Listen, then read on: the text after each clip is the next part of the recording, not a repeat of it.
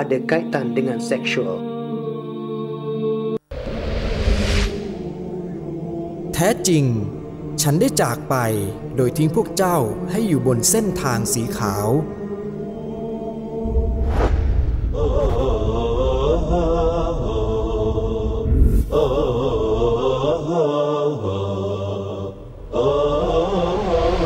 White Channel สถานีความดี24ชั่วโมง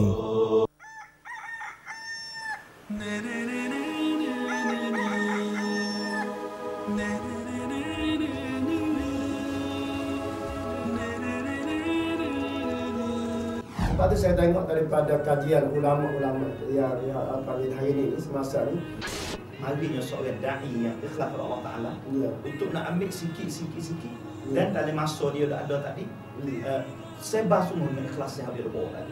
Perancangan orang Yahudi dia tak sewi naikkan Islam, kena cari nama menghancurkan nama.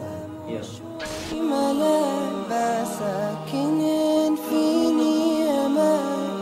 في ذا الشتاء أحلم كثير وأدفى بحلمي وارتحل فيني ألم وشوق คุณรู้หรือไม่ว่าร่างกายของคนเรามีน้ำประกอบอยู่ 75% และถ้าทั้งหมดเป็นน้ำที่ดีสุขภาพที่ดีก็จะอยู่ในตัวคุณน้ำดื่มอัลคาไลน์ Nexus 7P นวัตกรรมใหม่ของเครื่องกรองน้ำเพื่อสุขภาพจากเทคโนโลยีของประเทศเกาหลีกว่า35 ปีในตลาดโลกกับเครื่องผลิตน้ำเพื่อสุขภาพจากผลการวิจัยแร่ธาตุของน้ำดื่มอัลคาไลน์จะมีลักษณะคล้ายน้ำซำๆจากประเทศซาอุดิอาระเบียที่มีประโยชน์ต่อร่างกายระบบการทำงานของ Nexus 7P จะทำปฏิกิริยากับแหล่งที่มาของน้ำเพื่อแตกตัวเป็นโมเลกุลของน้ำหกเหลี่ยมที่จะสามารถต่อต้านโรคเป็นจำนวนมากโมเลกุลเล็กของน้ำสามารถดูดซึมสารอาหารไปยังเซลล์ของร่างกายเพื่อฟื้นฟูซ่อมแซมและสร้างสารต้านอนุมูลอิสระเพื่อให้เครื่องกรองน้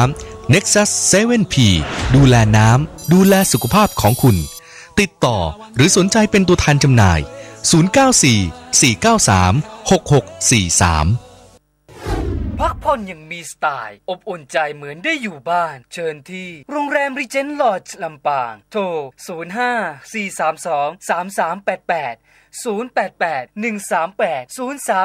088-138-0361ที่นอนพญาไทสุขภาพดีๆที่มาพร้อมความสบายโทร02-215-8616 02-215-3945 เพราะคำว่าบริการคือการดูแลและเพราะการดูแลเราจึงมีโอกาสแบ่งปันบริษัทสกัด Energy 1435 จำกัดปตท.ปลัดเราดูแลแบ่งปันด้วยศรัทธาสุธิยาโกลกร้านยาขายส่งสำหรับร้านยาและคลินิกบริการส่งทั่วประเทศและมีหน่วยรถบริการส่งใน3จังหวัดชายแดนภาคใต้ติดต่อ Facebook Line ศูนย์ยาโกลกโทร0896932683ใช้อิสลามในทุกการงานเพื่อสร้างโลกที่สันติสุขมีเงินแต่ไม่อยากฝากกลัวดอกเบี้ยมีเงินแต่ก็ไม่กล้าลงทุนมีเงินแต่ก็ไม่รู้ว่าจะไปทำอะไรมาร่วมลงทุนกับเราสิครับในกองทุนเกษตรและปศุสัตว์กับอามานะหน่วยลงทุนละ 10,000 บาทลงทุนระยะยาว24เดือนเงินปันผลที่คาดว่าจะได้รับสูงถึง 13% หรือเลือกลงทุนแบบระยะสั้น6เดือนโดยเงินปันผลที่คาดว่าจะได้รับประมาณ 2.5% มีเงินแต่อะไรล่ะครับไม่ต้องแต่แล้วโทรเลย02-731-7725 089-497-7006 081-842-4371สหกรณ์อามานะนี่ไงสหกรณ์อิสลามอามานะเพื่อชีวิตที่ใกล้ชิดหลักการไม่ขัดกับหลักการที่อิสลามได้วางไว้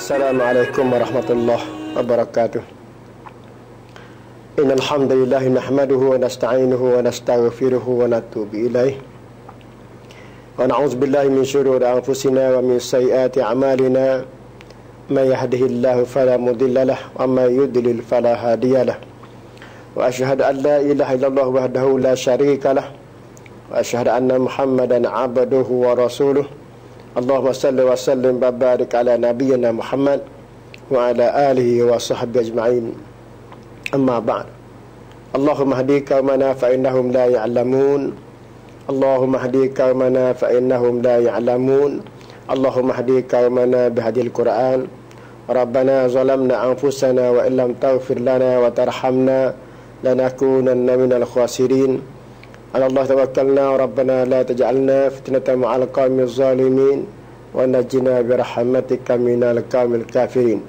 ربنا آتنا في الدنيا حسنة وفي الآخرة حسنة وقنا عذاب النار. Alhamdulillah kita bersyukur kepada Allah SWT seperti biasa hari Sabtu dan hari Ahad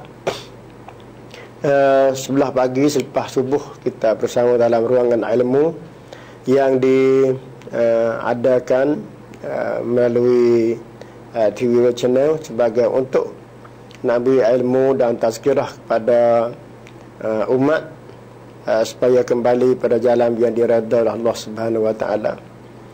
Alhamdulillah berubah setahun ke setahun, semasa ke semasa ni kita kena ada peningkatan perubahan cara hidup kita daripada tidak baik kepada baik dan kepada yang baik kepada lebih baik lagi insya-Allah taala.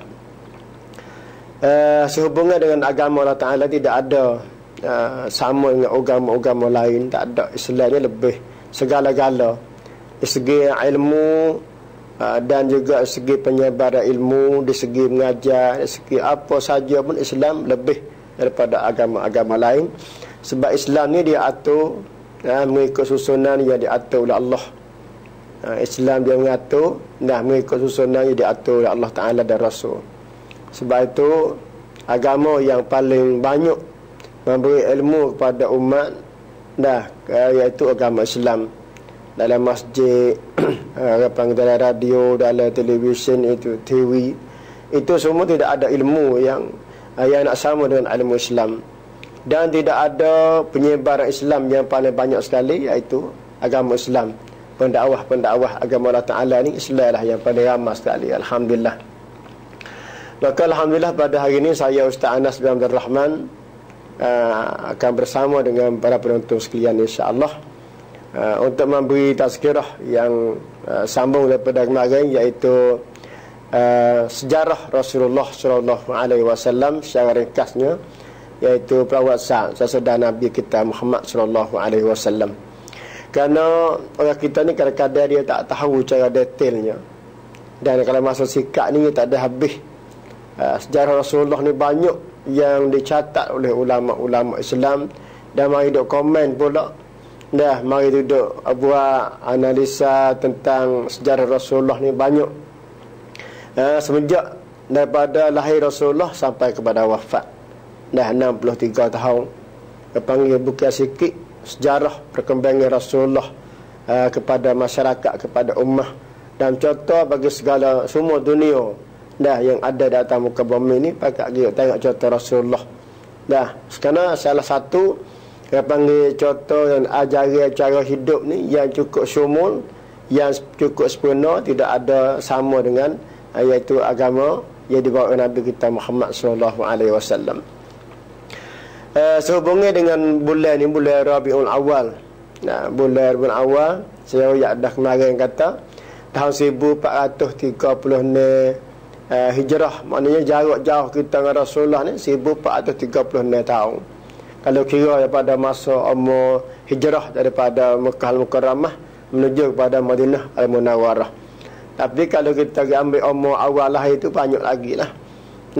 Jadi 1336 tahun. Jadi Rasulullah jarak jauh dengan Nabi Isa ni 500 tahun lebih.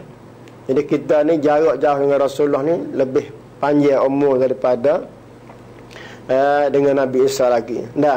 Maka Alhamdulillah kita mari tengok hari ini, iaitu sebelum nak sapa kepada sejarah Rasulullah SAW, cara hidup dia semenjak lahirnya, kita mari tengok sikit berkenaan dengan jahiliyah sebelum Islam. jahiliyah sebelum Islam ni berapa nama kata secara ringkasnya insya-Allah. Kerana jahiliyah semasa dulu sebelum Islam ni banyak. Kerana tiap nak banding tengok dengan masyarakat kita, dengan tempat kita ni berasakan lebih di negara Arab lagi jahiliyah pada masa tu. Dia panggil benda buruknya manusia pada masa tu. Nah, boleh jadi ketika tu tempat kita ni tak nak jadi manusia mana lagi lah. Nah, kalau hidup percaya ke sekadar pohon kayu ke hatu gitu ya. Nah, jadi kalau berikut daripada saya tengok dalam satu penerangan daripada Syekh Muhammad Saleh. Nah, dia kata, saya buka dalam website kemarin ni, tengok orang tanya dia kata apakah jahiliyah yang sebelum Islam. Apa nama jahiliyah yang belum Islam, yang diadakan oleh orang-orang Arab pada masa tu. Dan bukan saja di Mekah, dah adanya di Syria, adanya di Iraq, adanya di Yaman, adanya di Palestin, di Jordan, di Mesir. Mana jahiliyah orang Arab ni pada masa tu berapa nama kata. Di antaranya dia kata kita tengok dari segi sudut akidah. Akidah mereka iaitu bertuhan kepada berhala, pakat sembah berhala. Nah, satu, tak ada benda lain yang boleh beri cara hidup mereka beribadat, iaitu mereka menyembahkan berhala. Nah, satu laginya dia kata usaha menghampiri berhala. Mana berhala tu duduk dekat dengan diri dia. Sebenarnya orang Buza duduk gunalah gantung tekok. Ada juga dia ambil mari buat rumah berhala dak pergi rumah. Ada setengah-setengah tu buat berhala duduk dalam rumah. Duduk tak dalam rumah. Itu banyaklah dia panggil usaha supaya berhala tu mendekati dia, dan dia mendekati berhala. Bukan pergi setepak dak lah. Hak setepak tu setepak lagi. Lagi buat satu tempat duduk puja situ, lepas tu ambil berhala tak dalam rumah pula. Dan juga dia kata satu buat lagi, dia kata usaha pada sembelih. Setiap kali sembelih ni kerana berhala. Sembelih binatang, sembelih lembu, sembelih ayam, sembelih gapo semua tu sembelih kerana berhala. Nah, jadi dia sembelih ni kena guna nama berhala lah. Dan juga apabila dia menazar satu pekerjaan pun dia menazar kerana berhala. Nah, menazar sekiranya aku berjaya dalam kerjaan, aku nak pergi sembelih kambing putih misalnya, dah hadapan berhala nama tu nama ni. Kita tak beza mana tempat kita.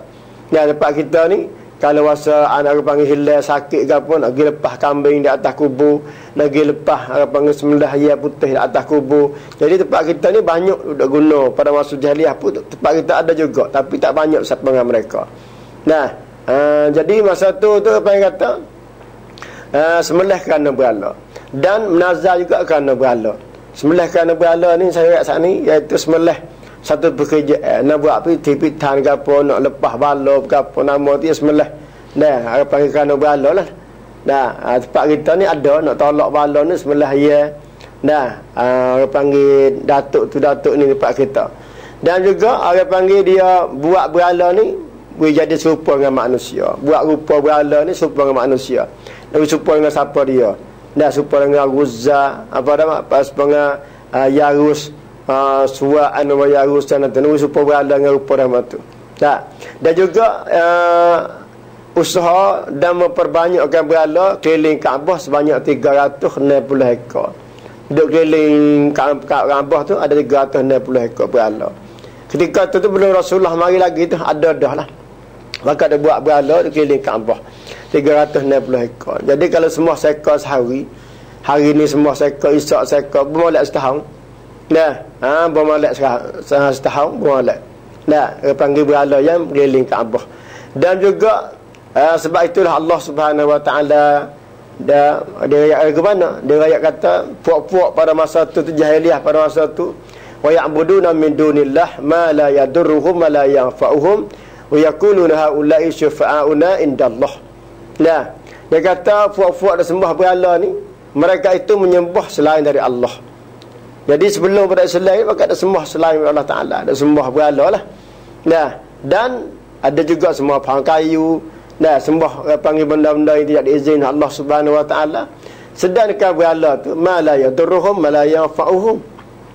Berhala yang mereka tu sembah tu tak ada boleh beri mudarat apa. Kata nak boleh akut awi ke dia ke, nak boleh beri nasi sepaya ke dia ke, nak boleh beri baju selak, tak ada. La yadur apa dia? Apa dia la yadurhum ni tidak boleh beri mudarat. Nak beri manusia ni sakit ke, nak beri manusia ni tidak berjaya dalam kerja ke, nak beri rumah terbalik ke, nak beri hujan turun ke, mana benda mudarat tidak boleh beri walaupun sikit kepada manusia. Jadi sembah juga tu saya kata. Nah, wa ya'budu min dunillah, tak sembah selain daripada Allah, pakai ada sembah. Dah. Dan wala yanfa'uhum ni tidak boleh beri manfaat. Tidak boleh beri manfaat, tidak boleh beri faedah.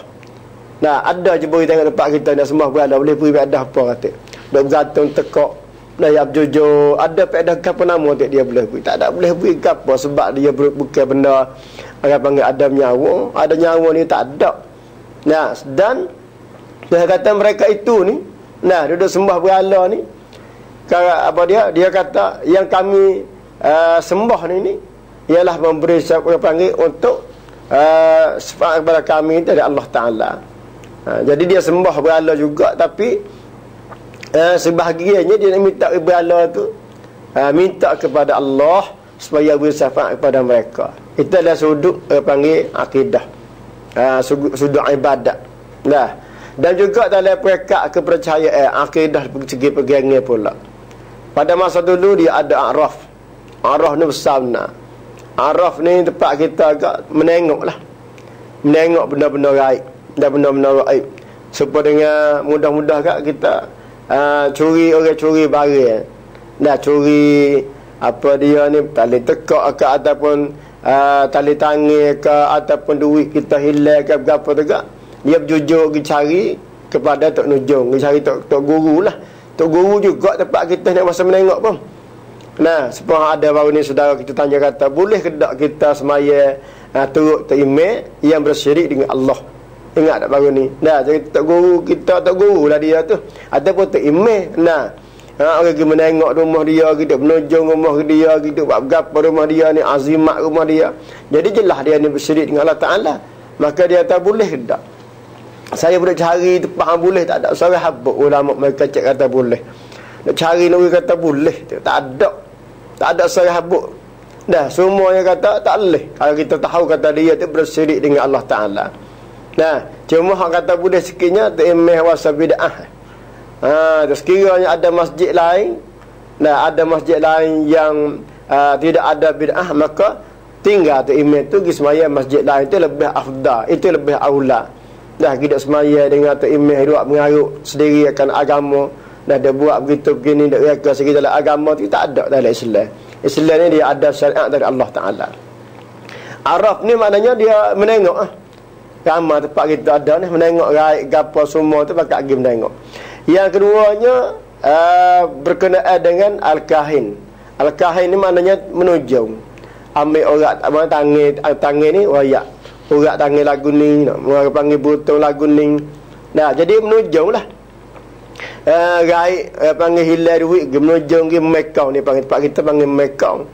Dia sebenarnya bodoh orang pergi menujung tu, bodohnya. Balik tu menujung nak makan duit, ada mau kerah 20 kot tak apa dah. Dan supaya dengan puak-puak Araf tu lah. Araf tu menengok tu supaya tu ya. Sebab saya dah perhati besok pergi dengar, dia kata nak kata apa ni. Dia ni nak menujung lagu mana. Dia rakyat kata aku ni bahang-bahang tu boleh, tapi mu jangan duk percaya sangat. Dia rakyat dah kata dia nak bahang, tapi kita duk percaya lagi benda tu. Bodoh mana tu? Bodoh balik kita ke ataupun bodoh balik balik orang panggil menujung tu. Nah, sebab tu sini ni dia kata al-kahin ni maknanya tukang nujung.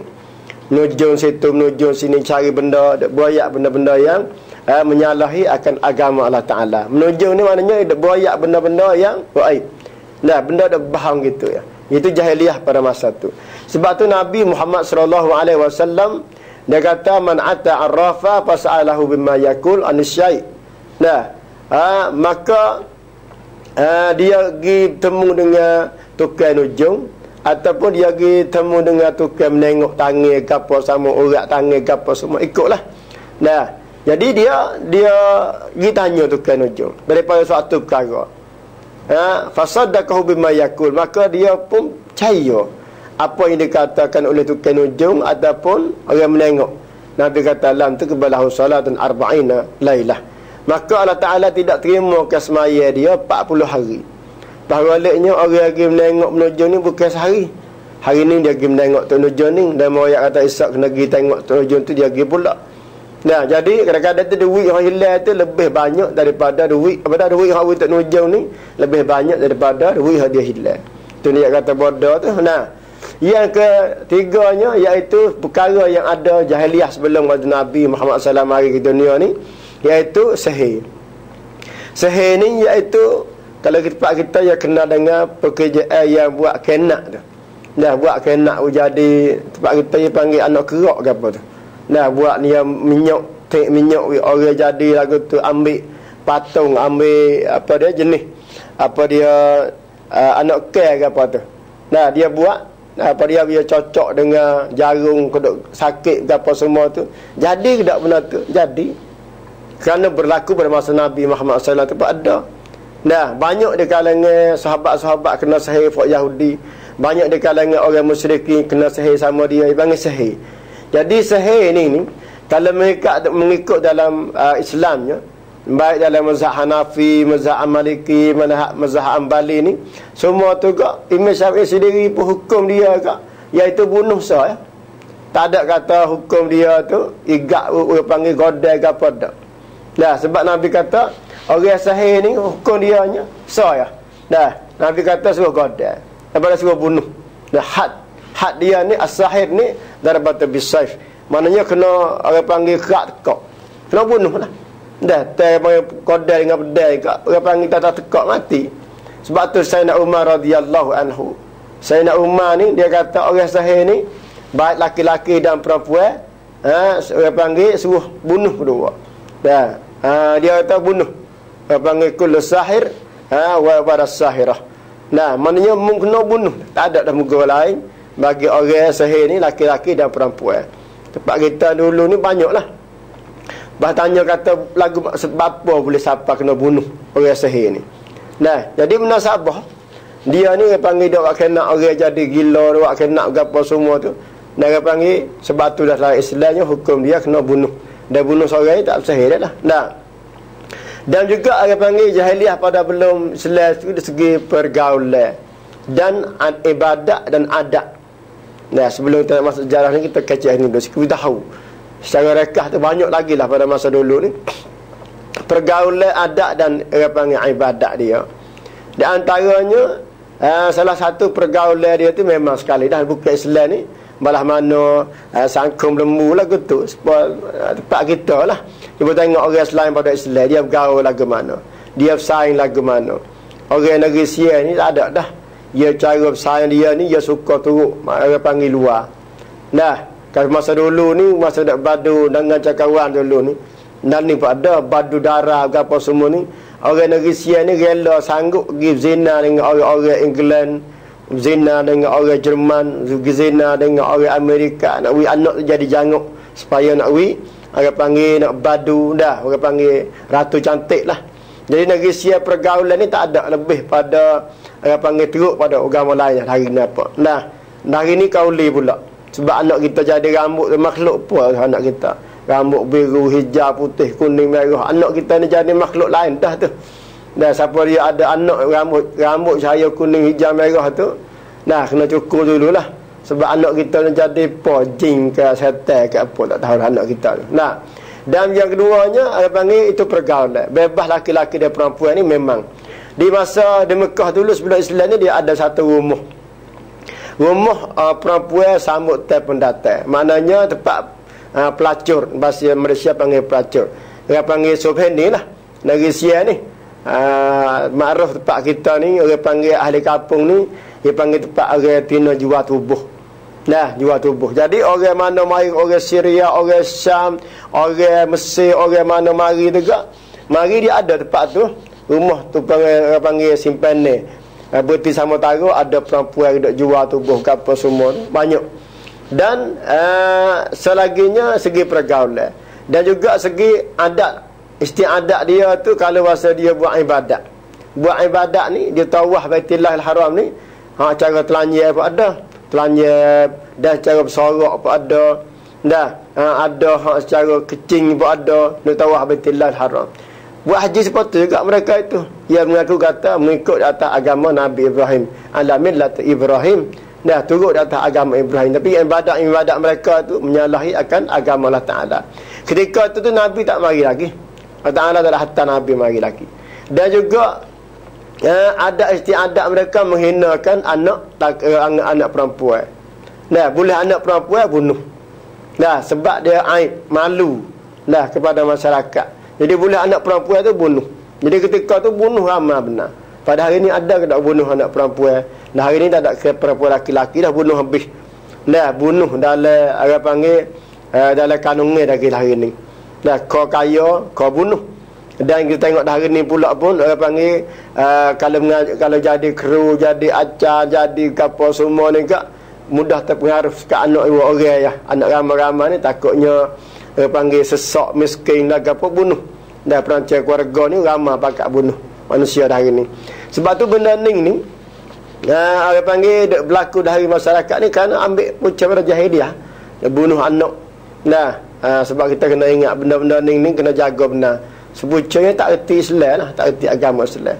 Saya nak contoh kepada masyarakat kita yang baik petani jalan menara di mana saja. Tengok kata sekolah rak dah hari ni, sekolah kerajaan dah hari ni itu apa boleh orang Taiput ni, orang agama Buddha tak ada.